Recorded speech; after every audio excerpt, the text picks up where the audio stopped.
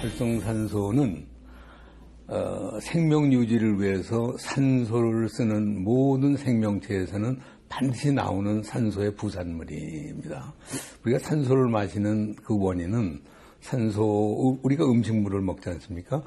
그걸 태워야지 에너지가 나오는데 바로 음식물로부터 에너지를 만드는데 산소가 필요합니다. 마치 자동차가 가려고 그러면은 우리 연료를 태워야 되지 않습니까? 그 태울 때 우리는 공기가 들어가는데 바로 공기가 바로 산소인 것과 똑같은 원리입니다. 근데 우리 몸의 엔진은 자동차 엔진하고 달라서 불이 활랄 타는 그런 엔진은 아닙니다. 화학적 반응에 의해서 나오는데 원리는 음식물이 타는 원리입니다. 그래서 음식물이 탈 때 산소가 필요로 하고 그래서 에너지를 생성하고 나면은 그 산소는 물이 됩니다.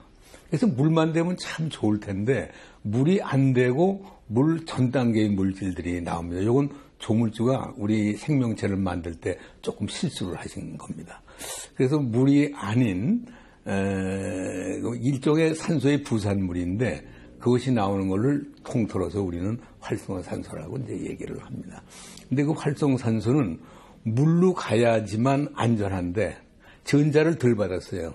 물이 될 때는 전자를 4개를 받는데 요놈이 하나를 받거나 둘이나 셋만 받았거든요.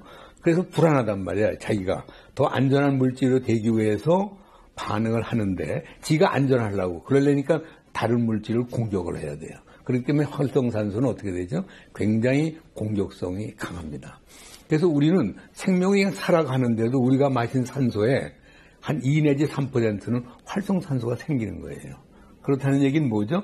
그냥 우리도 알게 모르게 항상 살아가는 동안에 활성산소는 이제 생기게 되지. 근데 조물주는 그 생기는 거를 제거하는 장치를 우리 몸에다 갖다 놨습니다.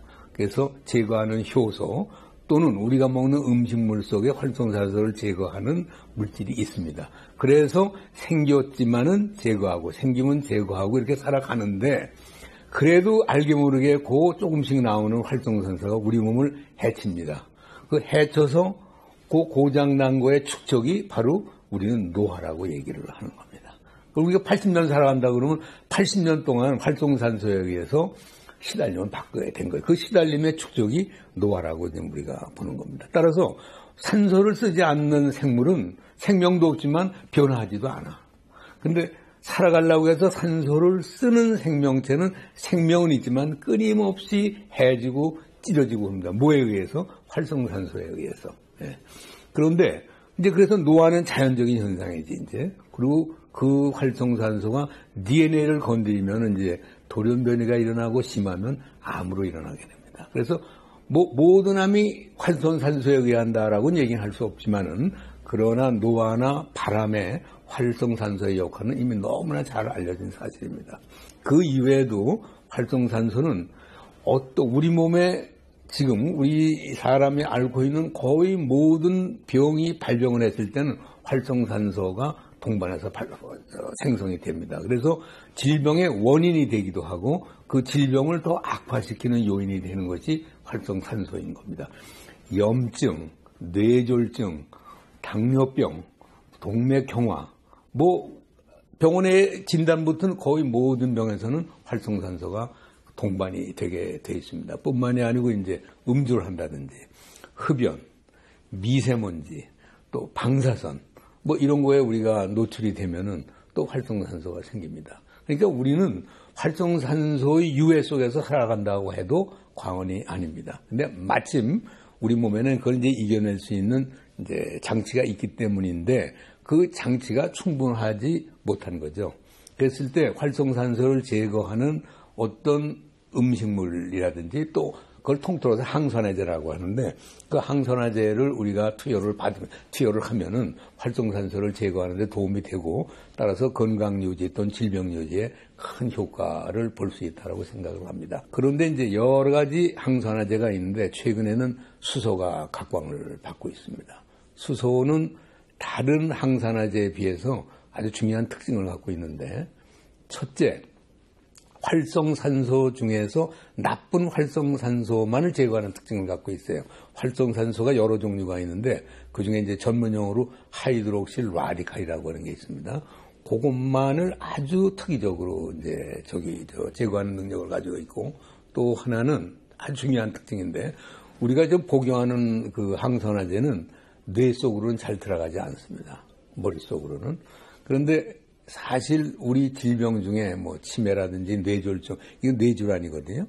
그런데 뇌에 좀 들어가서 활성산소를 좀 제거했으면 좋겠는데 다른 기존에 우리가 복용하는 건 그렇게 만만히 들어가지가 않습니다. 근데 이건 기체이기 때문에 뇌로 아주 잘 들어갑니다. 그래서 뇌에서 일어나는 병변에 도움을 줄 수 있다. 이런 또 특징을 가지고 있습니다. 그리고 굉장히 안전합니다. 굉장히 안전해서 뭐 우리가 그래서 안심하고 사용할 수 있는 그런 기체입니다. 현성바이탈의 수소수는 상당히 경쟁력이 있다고 좀 생각을 합니다.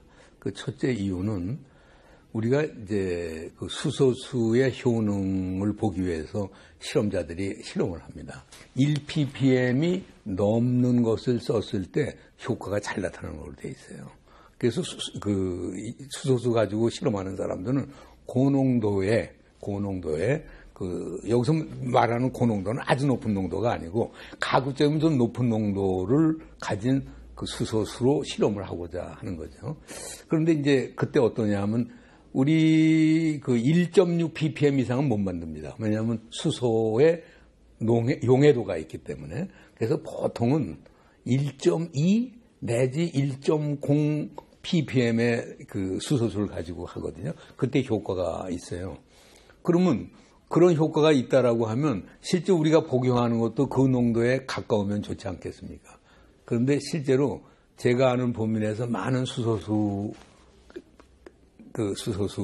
제품, 여러 회사에서 제품이 나오지 않겠습니까? 근데 1ppm을 넘는 게 드뭅니다. 보통은 0.4에서 뭐 0.8, 0.8도 굉장히 이제 높은 걸로 되는데 제가 여기서 전에 실험할 때도 그렇고 보면은 이 현성바이탈의 수소수는 1.0 ppm에 가깝습니다. 때로 높을 때도 있고 말이죠. 그래서 우리가 실험해서 효능을 나타내는 수소 농도에 가깝기 때문에 굉장한 경쟁력을 가지고 있지 않겠나 이렇게 생각을 하는 거지. 첫째고 이건 효능 관점에서 그렇고 두 번째는 휴대하기가 편해서 언제든지 수소수를 마시고 싶을 때 수소수를 만들어 복용할 수 있다라고 하는 장점이 있습니다. 그게 현성바이탈 수소수 제조기의 장점이라고 저는 생각을 합니다.